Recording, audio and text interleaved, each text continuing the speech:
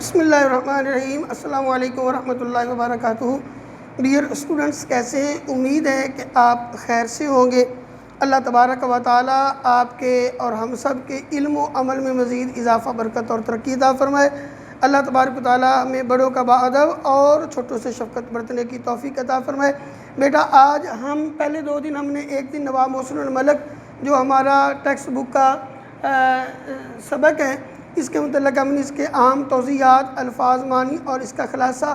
آج بیٹا جو سیاق و سباق کے حوالے سے ہم نے پیراگراف کی تشریح کرنی ہے، اور اس تشریح میں جو ہمیں حوالہ جات کی ضرورت ہوتی ہے تو ہم نے آج اس پر ہماری گفتگو ہوگی۔ ویسے تو متعلقہ جو ہماری شرح سرمایہ ہے اس پر فرسٹ ایئر میں بھی آپ کی پریکٹس ہو چکی ہے، اور سیکنڈ ایئر میں بھی ایسے ہی شرح سرمایہ پر آپ دیکھ سکتے ہیں، یا کوئی بھی ہماری جو ہینڈ بک ہوتی ہے اس پر انہوں نے حوالہ جات کے ساتھ جو اہم پیراگراف ہیں ان کی تشریح دی جاتی ہے۔ تو اس میں آپ نے سیاق و سباق کا جو پیرا آپ کو پتہ ہے کم سے کم 8 لائنیں اور زیادہ سے زیادہ 12 لائنوں پر آپ کا سیاق و سباق مشتمل ہوتا ہے، اور اس کے الگ سے 3 نمبر ہوتے ہیں، حوالہ متن کے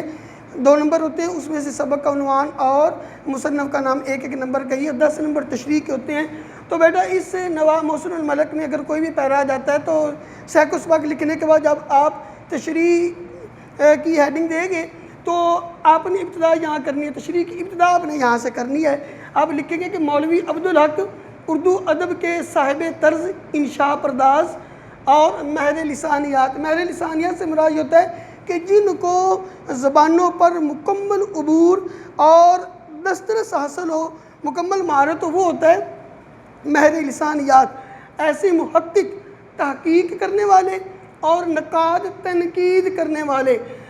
کرٹیسائز، تنقید، یہ ہوتا ہے۔ اور اردو زبان کے لیے انہوں نے گراں قدر بھاری جو خدمات انہوں نے سر انجام دی۔ تو چونکہ مولوی عبدالحق اس کے مصنف ہے تو آپ نے تشریح کی ابتدا میں بیٹا آپ نے یہ مولوی عبدالحق کے متعلق آپ نے کچھ لکھنا ہے۔ اس کے بعد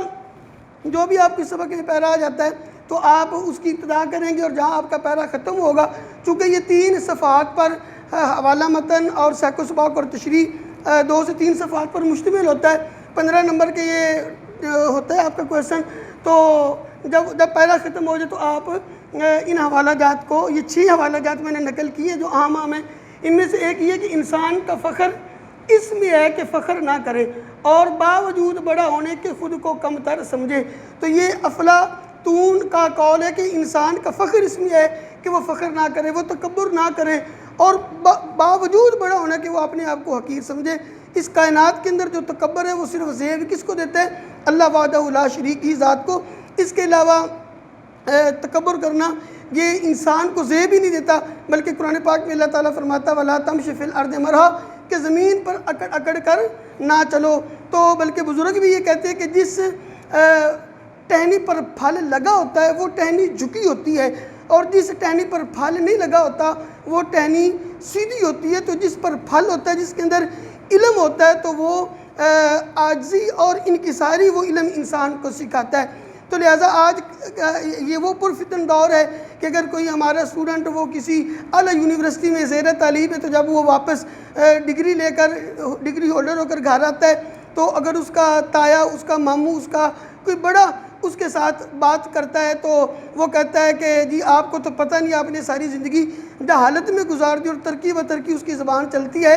اور اس کے والدین اس بچے کے کہہ رہے ہوتے ہیں کہ جی ہمارا بچہ تو فلاں جی یونیورسٹی کے اندر پڑھ کر آیا ہے۔ تو وہ تعلیم ہی نہیں کہ جو انسان کو، جو اسٹوڈنٹس کو بڑے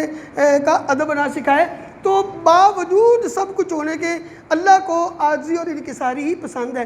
دوسرا والا، اپنا نام قائم رکھنے کے لیے انسان مرنے کے لیے بھی تیار ہو جاتا ہے۔ یعنی اس کا کیا مطلب یہ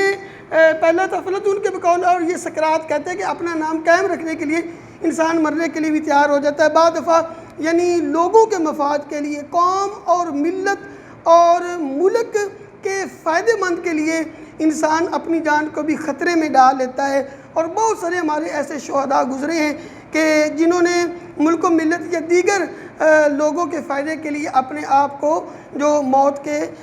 گھاٹ جو سپرد کر دیا، اور وہ خود تو اس دنیا سے چلے گئے لیکن رہتی دنیا تک ان کا نام یاد رہے گا کہ انہوں نے جان جیسی بتائے عزیز وہ جو ہے نا ملک و ملت پر قربان کر دی۔ تیسرا، ماہر وہ شخص ہوتا ہے کہ جو کم سے کم کے متعلق زیادہ سے زیادہ جانتا ہو، اور یہ ایک فلسفر کا قول ہے کہ یعنی ایک چیز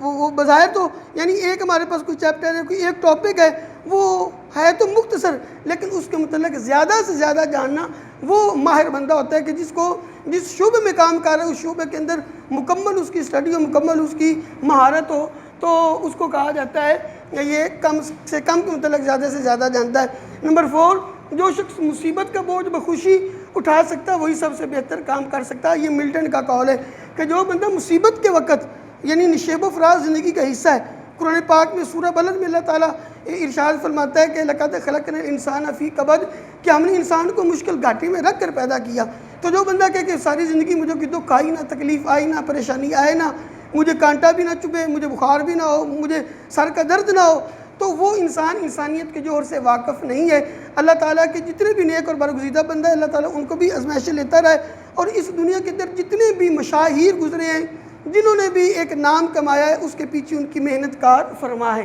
نمبر 5، ہوشیاری اس چیز کا نام ہے کہ انسان اپنے تجربے کو محفوظ رکھے اور پھر اس کے مطابق کام کرے۔ یہ حضرت مولا کائنات حضرت علی المرتضیٰ شیر خدا کرم اللہ وجہ الکریم کا بڑا پیارا یہ کہتے ہیں کہ جو ہے نا انسان کو انسانیت کی بلندیوں پر لے جانے والا یہ قول ہے کہ ہوشیاری اس چیز کا نام ہے کہ انسان اپنے تجربے کو محفوظ رکھے اور پھر جس جگہ اس کی ضرورت ہے پھر وہاں اس تجربے کو استعمال کرے۔ آج کا ہماری آخری حوالہ، ہر ذہین آدمی میں یہ خاصیت پائی جاتی ہے، ہر جو ذہین، فطین، قابل بندہ، لیاقت والا، استعداد والا جو بندہ ہوتا ہے اس کے اندر یہ ملکہ پایا جاتا ہے، اس کے اندر یہ خاصیت پائی جاتی ہے کہ وہ عوام سے ان کی سطح پر اتر کر ملتا ہے، یعنی ان کا جتنا نالج ہوتا ہے، عوام کا جتنا علم ہوتا ہے، ان کی زبان میں وہ گفتگو کرتا ہے، تو یہ اس بندے کی خاصیت ہے۔ وگرنہ ایسا ہوتا ہے کہ جو ایک بندہ بہت محقق ہو اور وہ مشکل الفاظ میں عوام کو سمجھا رہا ہے تو عوام کے پلے نہیں پڑے گا۔ تو عوام کے علم کے مطابق انسان کو گفتگو کرنی چاہیے، اسٹوڈنٹ کے ذہن کے مطابق رہ کر ٹیچر کو بھی ان سے گفتگو کرنی چاہیے تاکہ وہ مکمل اس سے فیض حاصل کر سکیں۔ تو یہ آج ہمارے حوالہ جات، اس کے علاوہ بھی ادھر لکھے ہوئے مزید آپ اسے بھی رہنمائی حاصل کر سکتے ہیں۔ تو کل انشاءاللہ تبارک و تعالیٰ مزید اگلے نئے لیسن کے ساتھ آئیں گے، تب تک کے لیے اپنا خیال رکھیے۔ اللہ حافظ۔